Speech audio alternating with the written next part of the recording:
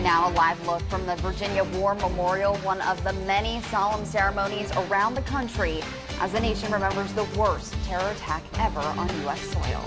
Grieving family members digging through rubble with bare hands, looking for signs of loved ones after an earthquake killed more than 2,000 in Morocco. Plus, remembering the UVA players killed in a campus shooting. We'll show you how the team honored their memory in their first home game since that tragedy. On your side, this is NBC 12 News. Well, thank you for joining us on 12 News Before Noon. I'm Macy Moores. And I'm Henry Graff. Those stories all just ahead, but first we will take a live look at South Richmond right now after a pretty rainy weekend, but we are hopeful for the sun to make a peek out there on this Monday. Yes, but some could see rain though. Meteorologist Andrew Frieden in our First Alert Weather Center. Andrew, what can we expect? Okay, another hot and humid one. It'll feel a lot like it did yesterday, but I don't think as many of those thunder showers and showers compared to what we had over the weekend. So it's another hot and humid day, not like last week hot, not 100, but hot for this time of year. And a few midday clouds. You can see the clouds out there, and Henry was referencing we hope to see some sunshine. I hope to see some sun as well after these midday clouds. I think we're going to turn mostly sunny once we roll into the early portion of the afternoon. The humidity plummets as we head Thursday into Sunday. This is going to be a huge story, as I think people are going to be noting not hearing air conditioners working through the neighborhoods and on the apartment buildings this Thursday and Friday. Right now it's in the upper 70s with the dew points at 67, so that's a moderate level or high level of humidity. You'll feel it if you're outside working or if you're working out. Now, there's a little sun in here. A brand new afternoon and evening lineup begins later today here on NBC 12. Yeah, it all starts at 2 o'clock first with Tamron Hall, who is now airing an hour earlier than normal this season. Then at 3 p.m., the debut of First Look at 3. We'll bring you all the top stories, breaking news in real time as it all unfolds. At 3:30 is the premiere of Investigate TV Plus.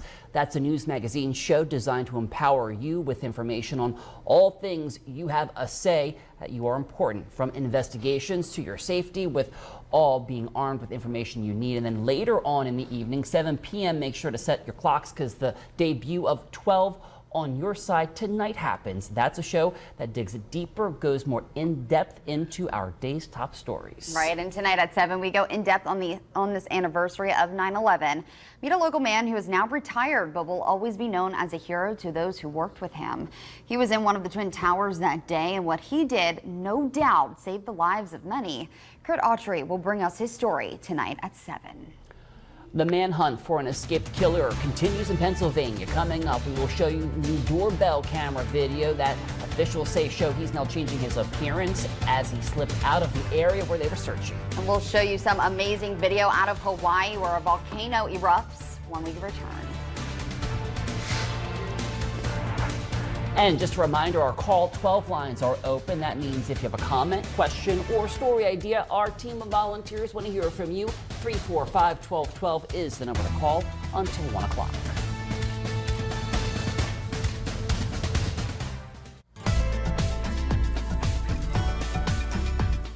Oh, I hadn't heard that music. I like that. That is.